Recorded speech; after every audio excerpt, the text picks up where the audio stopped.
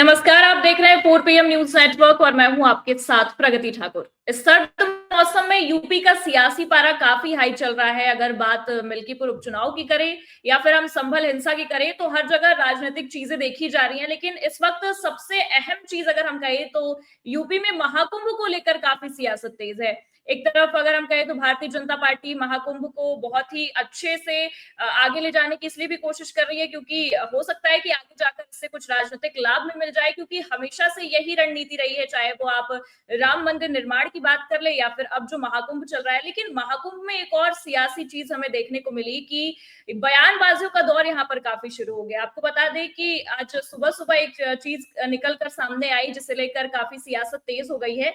उसमें अखिलेश यादव ने अब घेर घेर लिया है। अयोध्या के एक महंत हैं राजू दास, उन्हें घेर लिया है। और राजू दास कोई ऐसे वैसे महंत नहीं है जो केवल पूजा पाठ में जिनका ध्यान हो, या हम कह सकते हैं केवल धार्मिक चीजों में उनका ध्यान दो। उनका ध्यान काफी राजनीतिक चीजों में भी हमेशा से रहा है और विवादों के घेरे में काफी रहे राजू दास। और एक बार फिर उन्होंने कुछ ऐसा ही बयान दे दिया है जिससे फिर विवादों के घेरे में आ गए हैं। और इस बार विपक्ष ने उनको इस तरह से घेर दिया है कि उससे निकलना काफी भारी लग रहा है। और साफ तौर पर कहे तो राजू दास के इस बयान से या कह सकते हैं कि बड़बोलेपन से अब भारतीय जनता पार्टी भी काफी घिरती हुई नजर आ रही है। तो फिलहाल यूपी का सियासी माहौल किस तरह से है, इस तमाम मुद्दों पर बातचीत होगी। लेकिन सबसे पहले बातचीत की शुरुआत हम महाकुंभ में जो ये मामला निकलकर सामने आया महाकुंभ को लेकर उससे ही बातचीत करेंगे। हमारे साथ केपी मलिक सर भी जुड़ रहे हैं, उनसे ही जानकारी लेंगे। सर, सबसे पहले आपका बहुत बहुत स्वागत है। नमस्कार सर। नमस्कार, शुरुआत सर धन्यवाद। करेंगे राजू दास के बयान से ही, क्योंकि लगातार राजू दास विवादों के घेरे में रहते हैं। पहले भी काफी विवादित बयान दे चुके हैं और उसे लेकर भी बहुत बार फंसते हुए नजर आए हैं। एक बार फिर उन्होंने एक विवादित बयान दिया है सर, ट्वीट करके। तो वो ट्वीट भी आपने देखा कि किस तरह से उन्होंने मुलायम सिंह को लेकर किस तरह से बयान दिया। तो आपको क्या लगता है कि राजू दास बार बार ये चीजें हाईलाइट होने के लिए करते हैं या फिर राजनीतिक तौर पर चीजें दिखाते हैं कि हमारा कनेक्शन कुछ है? क्योंकि अखिलेश यादव ने भी उन्हें घेर दिया है और कह दिया है जैसी संगत वैसी वाड़ी, कह गए सब संत ज्ञानी। तो अखिलेश यादव ने बुरी तरह से घेर दिया है राजू दास को, और राजू दास ने जिस तरह से बयान दिया है उस वजह से अब भारतीय जनता पार्टी भी घेर रही है। तो आप कैसे देखते हैं इसे? देखिए प्रगति, अगर आप महंत राजू दास के पुराने इतिहास को देखें तो उनका विवादों से पुराना नाता है। ये कोई पहली बार नहीं है कि इस तरह की टीका टिप्पणी उनके ऊपर हो रही है या उन्होंने किसी राजनेता के ऊपर की है या किसी सियासतदान के ऊपर उन्होंने इस तरह की टिप्पणी की है। वो लगातार चर्चाओं में बने रहने के लिए, अपनी उपयोगिता साबित करने के लिए और भारतीय जनता पार्टी को ये दिखाने के लिए कि हम आपके बहुत बड़े पैरोकार हैं, कहीं न कहीं ये दिखाने की कोशिश उनको रहती है और यही कोशिश उनकी कुंभ में भी दिखाई दी है। पहली बात तो ये है कि जिस प्रकार से एक धार्मिक आयोजन को सियासत का रंग रूप दिया जा रहा है, चाहे वो किसी भी दल की तरफ से हो, मैं मानता हूं कि ये दुर्भाग्यपूर्ण है। राजनीति से कई सारी चीजों को दूर रखना चाहिए। कुंभ का जो मेला है वो खाली भारत में ही नहीं, विदेशों में भी उसकी गूंज है और विदेशों में भी उसकी एक मान्यता है। लोग आते हैं, कुंभ में भाग ले रहे हैं। ऐसे में आप छोटी-छोटी चीजों में सियासत करेंगे तो मुझे लगता है ये कुंभ के मेले के अनुरूप नहीं है। आपको इन सब चीजों को दूर रखना चाहिए। दूसरी बात यह है कि अगर किसी समाजवादी पार्टी के कार्यकर्ता ने इस तरह की पिक्चर ट्वीट की है और उन्होंने कहा है कि भाई अगर आप कुंभ में जा रहे हैं तो इनके भी दर्शन करें, तो ठीक है, इसको इग्नोर किया जाना चाहिए था। या अगर इग्नोर भी नहीं करना, उस पर कोई टिप्पणी करनी थी तो आप टिप्पणी कर सकते हैं। लेकिन इस तरह से क्या है कि आजकल चाहे मंदिर का मुद्दा हो, चाहे कोई दूसरे मुद्दे हो, हर मामलों में सियासत घसीटना इन लोगों की एक वानगी हो गई है, क्योंकि इनको सिर्फ चुनाव दिखाई देता है, इनको सिर्फ सत्ता दिखाई देती है, इनको सिर्फ अपनी राजनीति दिखाई देती है और बाकी चीजें, चाहे धार्मिक हो, चाहे शिक्षा का मामला हो, चाहे कोई बेरोजगारी का मामला हो, दूसरे कोई मामले इनको नजर नहीं आते। अब ये महंत राजू दास है, इनको क्या उत्तर प्रदेश में दूसरी तमाम चीजें दिखाई नहीं दी? क्या महंत राजू दास को वहां पे जो इतनी भयंकर आग लगी उस पर कोई टिप्पणी इनकी नहीं आई? इनकी टिप्पणी सिर्फ इस पे आई कि जरा सा ट्वीट अगर किसी ने कर दिया तो उसमें ये कूद पड़े। तो ये सब जो है अपने आप को ये दिखाने के लिए कि हम आपके बड़े पैरोकार हैं, ये जताना चाहते हैं। हो सकता है सरकार का ध्यान कम हो गया हो, योगी जी का ध्यान कुछ कम इनके ऊपर हो गया हो, तो उनका ध्यान आकर्षित करने के लिए इस तरह का इन्होंने टिप्पणी की है और इस तरह से इन्होंने आकर्षित करने का काम ये किया, मुझे ऐसा लगता है। जी। बिल्कुल सर, लेकिन ये भी जानना चाहेंगे आपसे कि जिस तरह से उन्होंने शब्दों का प्रयोग किया, या कह सकते हैं कि जो उनकी भाषा रही, बिल्कुल भी मर्यादित नहीं देखी जा रही है। और मुलायम सिंह को लेकर इस वक्त अगर हम देखें, जिस तरह से उन्होंने ट्वीट करके बयानबाजी की है, और जब उनको घेरना शुरू कर दिया गया, अखिलेश यादव ने भी घेरा और तमाम सपा के जो कार्यकर्ता है, या कह सकते हैं कि जो समर्थक है, उन्होंने भी जब घेरना शुरू किया तो उन्होंने ट्वीट भी डिलीट कर दिया है सर अभी फिलहाल। तो अब उन्हें अपनी गलती का एहसास हो रहा है, लेकिन गलती करने से पहले उन्हें अपनी भाषा को मर्यादित रखने का एहसास नहीं हुआ था। देखिए, प्रगति ये जताता है कि वो कितने बड़े संत हैं, कितने बड़े महंत हैं, उनकी भाषा को देख के ही लगता है। पहली बात तो मैंने कहा कि उनको ये करना ही नहीं चाहिए था। अगर करना था तो फिर शब्दों का चयन उनको अच्छे से करना था। शब्दों का चयन भी नहीं किया उन्होंने, तो ये जताता है कि वो किस प्रकार के महंत हैं और किस प्रकार के वो संत हैं। अगर वो सोशल मीडिया पे इस तरह की टीका टिप्पणी कर रहे हैं, इस तरह की भाषा का प्रयोग कर रहे हैं, तो वो अपने जो जीवन शैली है उसमें किस प्रकार का उनका आचरण रहता होगा, ये साफ-साफ दिखाता है। तो ये जो इस तरह के ढोंगी साधु संत हैं, ये कहीं न कहीं राजनीति में अपना हस्तक्षेप करने के लिए, राजनीतिक आकाओं को अपनी तरफ ध्यान आकर्षित करवाने के लिए इस तरह की हरकतें करते हैं और इसका कोई मतलब नहीं है। मुलायम सिंह के ऊपर इस तरह की टिप्पणी करने से ना मुलायम सिंह का कोई कद घट रहा है, ना कोई मुलायम सिंह वहां इसलिए मूर्ति लगाई गई है कि लोग उनकी भी पूजा करें। मुलायम सिंह कोई भगवान तो है नहीं। अरे भाई, वो एक राजनीतिक दल के अध्यक्ष रहे हैं, राजनीतिक दल के नेता रहे हैं, उनके भी कुछ फॉलोअर हैं, वो भी एक सियासत पार्टी से आते हैं, तो उनके कुछ फॉलोअर हैं, वो उनकी बात कर रहे हैं, ठीक है। तो उस पे आप इस तरह की टिप्पणी करना या उसको इतना बड़ा मुद्दा बनाना जताता है कि ये कुंभ के मामले में भी कहीं ना कहीं राजनीति करना चाहते हैं। और ये खाली कोई इसमें भारतीय जनता पार्टी या किसी समाजवादी की बात नहीं हो रही है, यहाँ तमाम लोग घुस के अपनी राजनीति करने की कोशिश कर रहे हैं, क्योंकि इनको तो हर जगह राजनीति दिखाई देती है। इतने बड़े आयोजन में, जो विश्व का एक बड़ा आयोजन माना जाता है, उसमें आप राजनीति घुसा रहे हैं, तो मुझे लगता है दुर्भाग्यपूर्ण है। और महंत राजू दास जैसे लोगों को, सरकार को भी इस पर ध्यान देते हुए इनको कम से कम कुछ न कुछ एक वो इनको चेतावनी देनी चाहिए कि आप इस तरह इन चीजों में ना घुसे, क्योंकि एक बड़ा मुद्दा कल को ये बन सकता है। कल को समाजवादी पार्टी के समर्थक जो हैं और ज्यादा बढ़ेंगे, वो वहां पे उतर जाएं, कोई बात हो जाए, इनके साथ कुछ सुरक्षा का मामला हो जाए। इस तरह की चीजों को बढ़ाने का क्या मतलब है? या हो सकता है इनकी कोई रणनीति हो इस तरह की चीजों को करने की। तो ये सारी चीजें हैं जिसमें राजनीति इस प्रकार से मुझे लग रहा है कि नहीं देखनी चाहिए, लेकिन इनको राजनीति के अलावा कुछ दिखाई देता नहीं है। और कहीं ना कहीं अपने प्रगाढ़ संबंध भारतीय जनता पार्टी जो सत्ताधारी दल है उसके साथ दिखाने की कोशिश कर रहे हैं, और ये उसी के तहत एक सिर्फ नोरा कुश्ती मुझे दिखाई देती है, इसमें और कुछ मुझे नजर आता नहीं है। जी बिल्कुल सर, जैसे कि आपने शुरुआत में ही बता दिया कि हो सकता है कि ध्यान केंद्रित करने के लिए इस तरह की बयानबाजियां उन्होंने की हो। लेकिन सर एक और चीज है, क्योंकि इस बार तो जो बयानबाजियां की वो तो हमने भी मतलब ट्वीट के माध्यम से देखी, लेकिन उससे पहले भी राजू दास काफी विवादित बयानों की वजह से विवादों के घेरे में रहे हैं, और उनका ये हमेशा से आचरण रहा है। और आप देख सकते हैं अयोध्या में जो डीएम वाला भी केस हुआ था, उसे लेकर भी वो काफी चर्चा में रहे, लेकिन उसके बाद भी उन पर कोई एक्शन होता हुआ कभी नजर नहीं आया। या कह सकते हैं कि हो सकता है कि वो पीछे से सरकार का सपोर्ट करते हैं, इस वजह से भी चीजें उनके फेवर में रहती हो, या उन पर कोई एक्शन लेने के लिए आगे ना बढ़ता हो। क्या लगता है सर आपको? देखिए प्रगति, अगर आप देखेंगे भारतीय जनता पार्टी का जो मामला है, भारतीय जनता पार्टी जो राजनीति करती है वो धार्मिक मुद्दों पर राजनीति करती है। और इस तरह के बहुत सारे साधु संत भारतीय जनता पार्टी में जुड़े हुए हैं।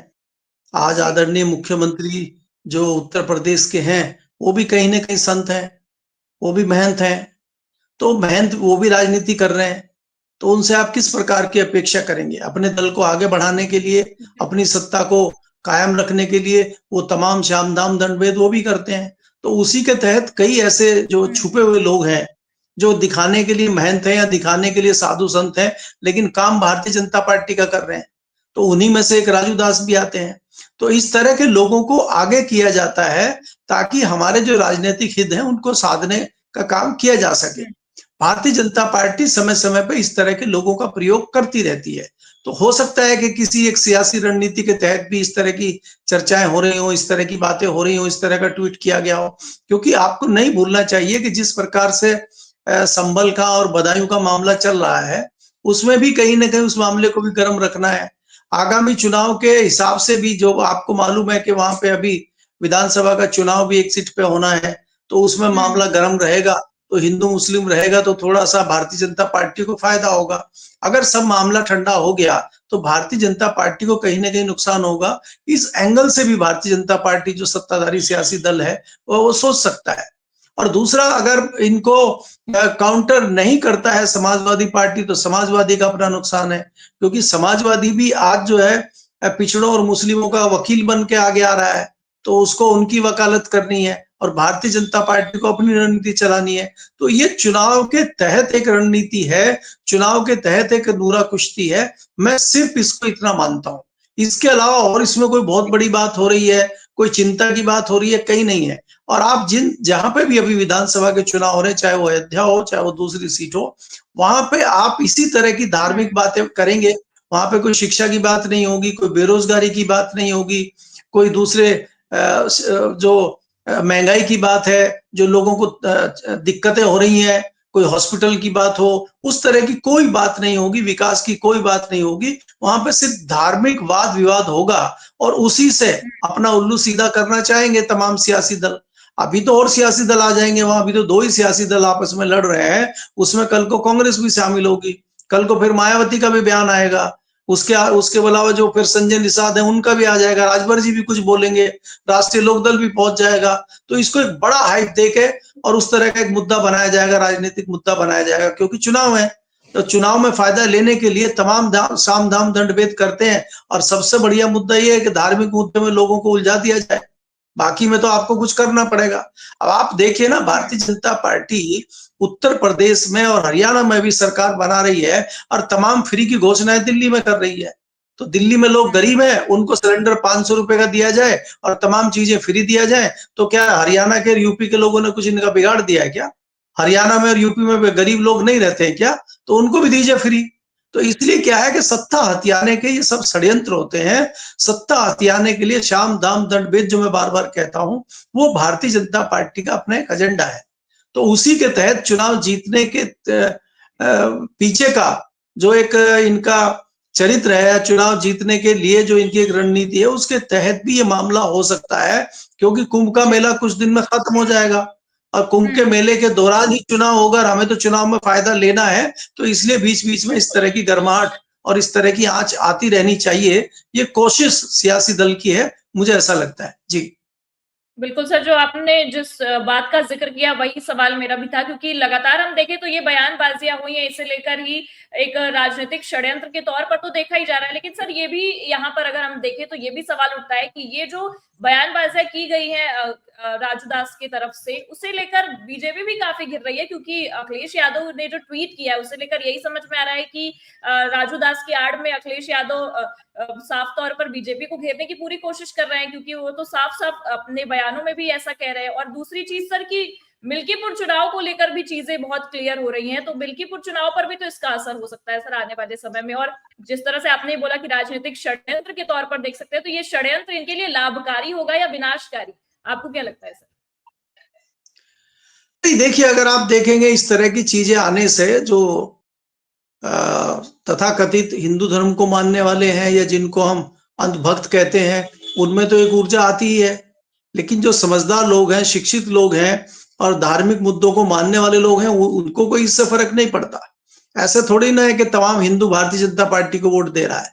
अगर तमाम हिंदू इस तरह के मुद्दों को देखते हुए भारतीय जनता पार्टी को वोट देंगे, तो फिर भारतीय जनता पार्टी 30 सीटें क्यों हार गई लोकसभा की उत्तर प्रदेश में?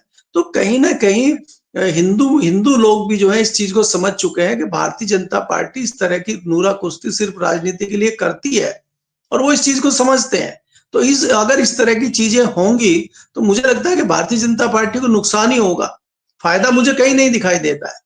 आप जिस प्रकार से देखेंगे, चाहे वो मिल्कीपुर हो, चाहे वो अयोध्या हो, वहां पे पिछड़ा और दलित भारी तादाद में है। और ऐसी जगह पे भारतीय जनता पार्टी का हारना ये जताता है, लोकसभा की सीट की मैं बात कर रहा हूं, अयोध्या सीट हो चाहे दूसरी सीट हो, तो ये हारना जताता है कि कहीं ना कहीं भारतीय जनता पार्टी के इस तरह के आचरण से जो स्थानीय लोग हैं वो त्रस्त हैं, और वो भारतीय जनता पार्टी से कहीं ना कहीं नाराज है। और भारतीय जनता पार्टी अगर वही फॉर्मूला पुराना अपनाती रहेगी तो इन चुनाव में भी उसको नुकसान होगा, साफ जाहिर है ये बात।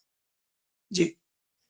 बिल्कुल सर, और ये जो चुनाव में नुकसान वाली बात है, और मिल्कीपुर चुनाव में इस वक्त दिख भी रहा है, क्योंकि सर जो प्रत्याशी चुना गया है उससे लेकर भी बीजेपी खेमे में ही भगदड़ मची हुई है। तो क्या लगता है आपको, ये जो चुनाव के समय में अचानक से इस तरह से बदलाव किया गया, या कह सकते हैं कि इनका राजनीतिक षड्यंत्र हो मिल्कीपुर चुनाव को लेकर? क्योंकि गोरखनाथ बाबा भी काफी खफा खफा से नजर आ रहे हैं। हाँ, वो अलग बात है कि उनकी फोटो जब से थोड़ी सी निकलकर सामने आई, तस्वीरें निकलकर सामने आई योगी आदित्यनाथ, सीएम योगी आदित्यनाथ के साथ, तब से थोड़ा बहुत होने लगा कि हाँ, बातें सुलझा ली गई है बीजेपी खेमे में। लेकिन अभी भी कयासों का बाजार काफी गर्म है कि हो सकता है कि प्रत्याशी जब अलग चुना गया है, या फिर उनकी रणनीति रही हो बिल्कीपुर चुनाव को लेकर, क्योंकि वहां टक्कर काफी जोरदार है सर, समाजवादी पार्टी और कह सकते हैं बीजेपी में। तो क्या लगता है आपको, ये रणनीति बीजेपी खेमे में ही फूट ला सकती है?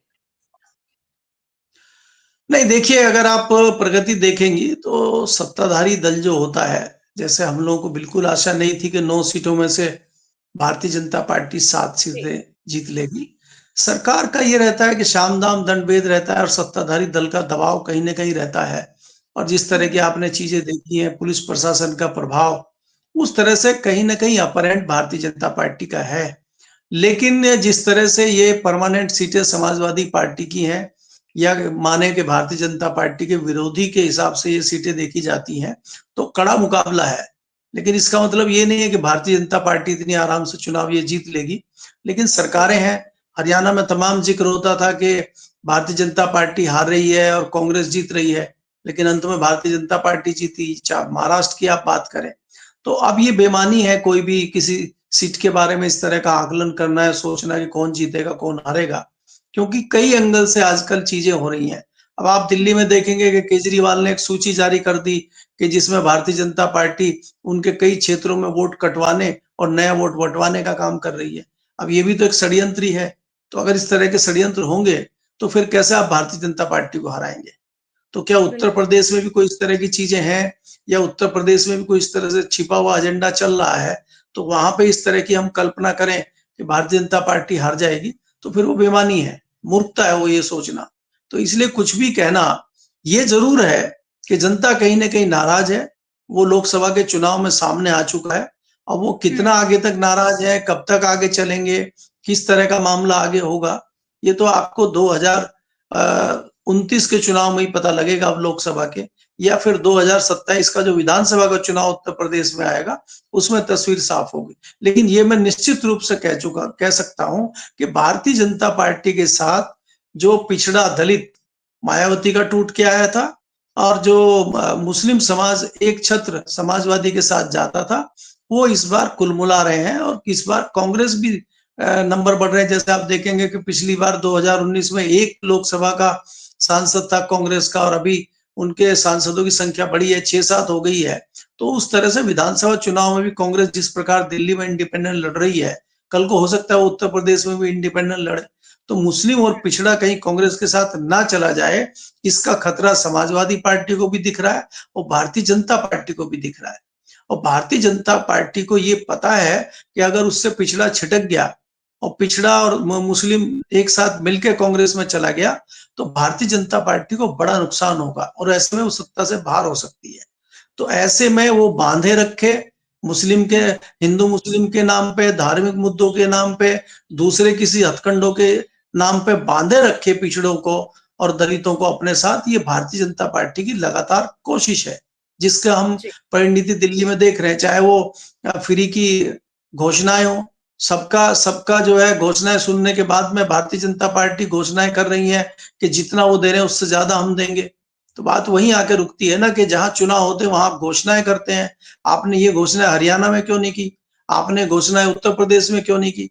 आप दिल्ली में क्यों कर रहे हैं? तो ये सब सत्ता हथियाने के और सत्ता में बने रहने के इनके फॉर्मूले हैं, जिसपे सत्ताधारी दल काम कर रहा है। जी। तो फिलहाल सर ये भी एक चीज है, आखिरी सवाल रहेगा मेरा कि महाकुंभ को लेकर काफी हाइप बनाई गई और महाकुंभ को लेकर बीजेपी की एक रणनीति भी देखी जा रही है, लेकिन अभी जो आग लगी उसके बाद से काफी ज्यादा घेरे में भी आ गई, क्योंकि विपक्ष भी घेरना शुरू कर चुका था कि सुरक्षा को लेकर या जो चीजें हुई उसे लेकर। तो ये जो महाकुंभ को लेकर जो हाइप की गई उसे लेकर आपको क्या लगता है कि ये राजनीतिक षड्यंत्र के तौर पर चीजें अब इन्हीं के फेवर में जाती हुई नजर आएंगी, या फिर महाकुंभ को लेकर जो अभी जो आग लगी है या जिस तरह से सुरक्षा को लेकर जो सवाल उठाए गए हैं ये इनको और भी ज्यादा पीछे लेकर आ सकती है? क्या लगता है सर आपको? देखिए प्रगति, मुझे लगता है कि महाकुंभ को लेके कोई राजनीति नहीं होनी चाहिए। महाकुंभ का बिल्कुल। मैंने पहले ही कहा कि एक बहुत बड़ा पर्व हमारे हिंदुस्तान का पर्व है, और खाली उसको आप ये कहें खाली हिंदुओं का पर्व है, ऐसा नहीं है। उसमें तमाम जातियां और दूसरे लोग उसमें भाग लेते रहे, और ये कोई पहली और आखिरी बार कुंभ नहीं हो रहा है। इसका श्रेय खाली किसी को ले लेना, किसी की भी सरकार होगी तो कुंभ तो होगा, और कुंभ में देश विदेश के लोग भाग लेते हैं। उसका श्रेय कोई एक आदमी ले ले, ये गलत है। और कुंभ के ऊपर बिल्कुल राजनीति नहीं होनी चाहिए। अगर कुंभ के ऊपर राजनीति होती है तो मुझे लगता है कि ये देश का दुर्भाग्य है, और देश के कर्णधारों का दुर्भाग्य है, देश की सत्ताधारी सरकार का दुर्भाग्य है। जिस प्रकार से लगातार चर्चाएं हो रही हैं वहां पे कि सत्ताधारी दल के नेताओं के फोटो से पाट दिया गया है कुंभ को, ये भी गलत है। किसी का कोई इतना दखलंदाजी उसमें नहीं दिखानी चाहिए। बहुत अच्छा पर्व हो रहा है, बहुत अच्छी चीजें हो रही हैं, देश विदेश में हमारा नाम हो रहा है, वो होना चाहिए। लेकिन पर्टिकुलर एक व्यक्ति या कोई एक पार्टी उसका श्रेय ले, ये दुर्भाग्यपूर्ण है। ये देश की चीजें होती हैं। देश की चीज किसी एक सत्ताधारी दल या किसी एक सियासी दल की नहीं होती, वो देश की बात होती है। कुंभ की अगर हम बात करें, वो किसी एक प्रदेश या किसी एक देश की बात नहीं। जब आप भारत से बाहर जाके बात करते हैं तो हिंदुस्तान के कुंभ की बात होती है। वहां किसी यूपी के या इलाहाबाद के कुंभ की बात नहीं होती, या किसी हिंदू मुस्लिम के कुंभ की बात नहीं होती। हिंदुस्तान में बहुत बड़ा कुंभ का पर्व मनाया जा रहा है, और उसमें हम लोग भाग लेने जा रहे हैं। विदेशी लोग उस तरीके से बात करते हैं, तो ऐसे में उसको छोटी छोटी चीजों में बांटना और उसके आकार को बहुत छोटा कर देना, मुझे लगता है दुर्भाग्यपूर्ण है।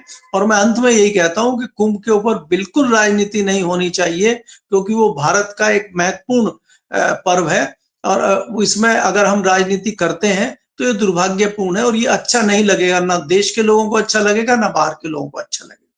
जी। बिल्कुल सर, और इस पर बिल्कुल ध्यान देना चाहिए राजनीतिक दलों को। लेकिन यूपी की तमाम सियासी जो अटकलें हैं या फिर कह सकते हैं कि जो तस्वीरें निकल कर सामने आ रही हैं, चाहे वो मिल्कीपुर चुनाव से लेकर महाकुंभ तक, आपने सभी सियासी जो मुद्दे हैं उसे लेकर जानकारी दी। आपका बहुत बहुत शुक्रिया सर हमारे साथ जुड़ने के लिए। धन्यवाद।